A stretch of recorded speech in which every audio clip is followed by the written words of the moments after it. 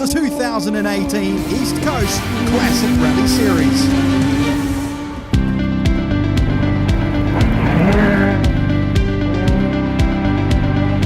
The Singleton Automotive Caves Classic Rally would be the inaugural round of the East Coast Classic Rally Series.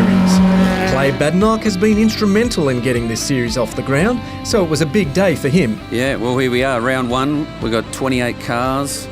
It's been well received and well supported. Here we are, and yeah, really excited. Also the first rally I've done this year, so equally, you know, just can't wait. Just got to get out there.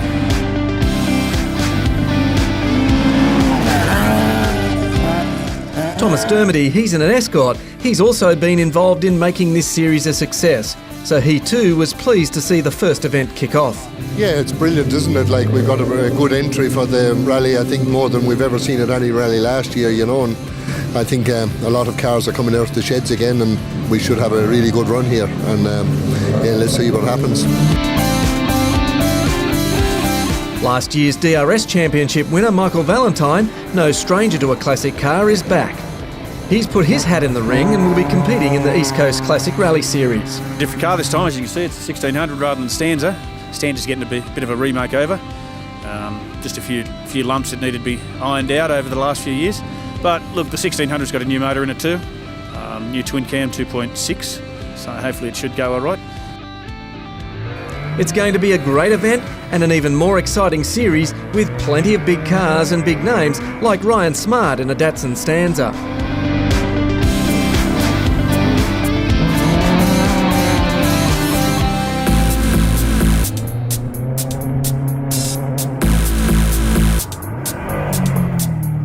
The debut round of the East Coast Classic Rally Series was held in Oberon, Jenolan and Hampton Forests on a wild and windy April Saturday. The Singleton Automotive Caves Classic Rally would host the first event in this exciting series, and we're in for a real treat with almost half the field entered in this new Classic Rally initiative. And there were some interesting cars, including several Toyota Celicas, the ever-popular Datsun 1600s, the Mazda RX-2 with the distinctive sound of rotary-powered engines, a Mitsubishi Starion driven by veteran rally driver Chris Judson, and there was also two Triumphs, one a 74 model Stag, and the other a V8-powered TR7.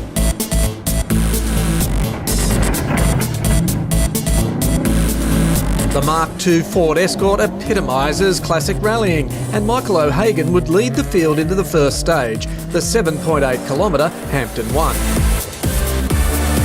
By the end of the stage, he was regretting not having new tyres, but there was a positive. Yeah, very slippy, but I'm cleaning the road for Tom, so it's alright.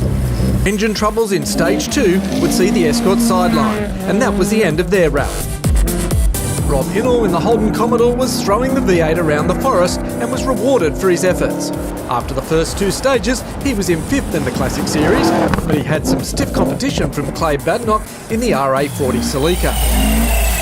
Badnock took 4 seconds off him in Boggy Creek, and Hinnell dropped back to 6th. Bent steering after hitting a large rock in the second pass through the Boggy Creek stage would be his undoing. He finished 12th outright. Michael Valentine was sporting a new 2.6 litre twin-cam engine in his Datsun 1600 and was quite happy with starting as car 16. I'd rather be behind looking at cars in front and seeing where the skid marks are, and hopefully they brush off all the rocks, than up the front having people behind chasing. After winning the Development Rally Series with co-driver and daughter Erin, he was looking forward to the new challenge of a dedicated Classic Series and was on a charge. After stage 2, Valentine was up into 4th, and he held that position until he hit a large rock in Boggy Creek 2, smashing the sump, and with no oil pressure, he was out. Ryan Smart in the Datsun Stanza was, as expected, quick from the start. He and his co-driver and sister Rebecca were second quickest in the first 2 stages, but a win in the 3rd stage, Boggy Creek 1, would elevate the pair to the top of the Classic leaderboard. Consistent driving and top 3 stage times would keep them in the lead until the second pass through Boggy Creek, where a small problem saw them lose 6 minutes. Yeah, we just had a flat right front tyre, so had to stop and change it. We had 14 Ks to go, so lost a bit of time there, so That'll probably change the game. We're going to have to go pretty hard in the next stage. The stages are good. They're very rough. Takes a lot of commitment to go fast. So, you know, when you're having a go, you get a flat. That's life. Smart had dropped down to 7th, and that's where he finished the event. With just under 10 kilometres to go and exactly 6 minutes to the now leader, it was clear he would have to accept defeat. Join us for part 2 of the wrap-up of the East Coast Classic Rally Series, where we'll talk to the winners and check out the podium positions.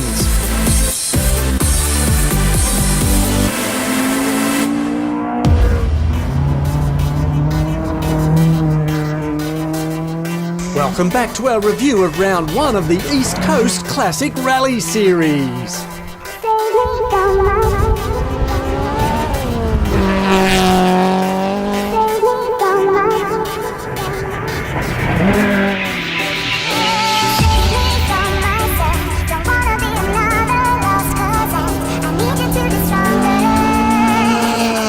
Clay Badnock in the Toyota RA40 was part of the push to get a Classic Series up and running, and he started off well on stage 1, finishing 4th Classic. But a few engine issues would see him drop back down the order. A little bit frustrating at the start. We admittedly were probably a bit underprepared when we got here, and so we had a rush start. We made a bad choice on tyres. It seemed to get pretty hot and pretty gnarly pretty quick, and the rear tyres didn't last.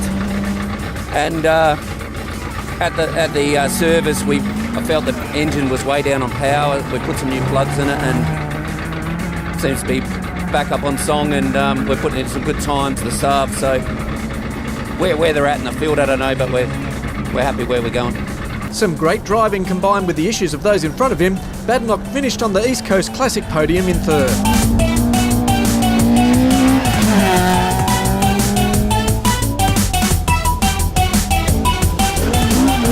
Thomas Dermody had a plan, and at the end of stage 1 he was feeling confident. Yeah, look, we're going to be trying to be a little bit conservative and try and finish the rally. That's most important, but yeah, I think we should be there or thereabouts. Thereabouts was a good plan. If it wasn't conservative, it was consistent. Dermody held 3rd all day and then finished in 2nd outright when the Datsun of Smart stopped for a flat. Yeah, look, we're happy with our run. We had a few gremlins. We were slow off the first loop, but when we saw the times, we upped the ante a little bit and we were going really well. And then on the 27k stage, we lost power a couple of k into the stage, so we ran on 3 cylinders right to the end. And we got back to the service park, and the car died on the way in the gate, believe it or not. So we changed the coils over and got back out, and we had a good run for the night stage. Yeah, so it was a good result. We were happy. But it was Andrew Travis in the Nissan Gazelle who would win the first running of the East Coast Classic Rally Series.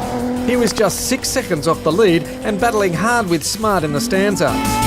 They both had flat tyres to deal with, but Lady Luck fell in the Gazelle camp. Yes, fantastic. Excited. There's some great competitors out there, and people from all over Australia and Queensland and Victoria and the like. So to get them all in the one place on the weekend, and happy to come out on top. There's a lot of rocks to hit out there, and we were very, very lucky. We had a flat tyre and only had to drive on it for 1k, so we didn't really lose any time. But yeah, it's a battle of survival out there. So happy to come through unscathed. Well, that's a wrap as we head over to the leaderboard, and as you can see, a great variety of different classic cars. Round 2 of the East Coast Classic Rally Series will be on the 5th of May at the Mid-Mountain Rally in Victoria. We'll see you there.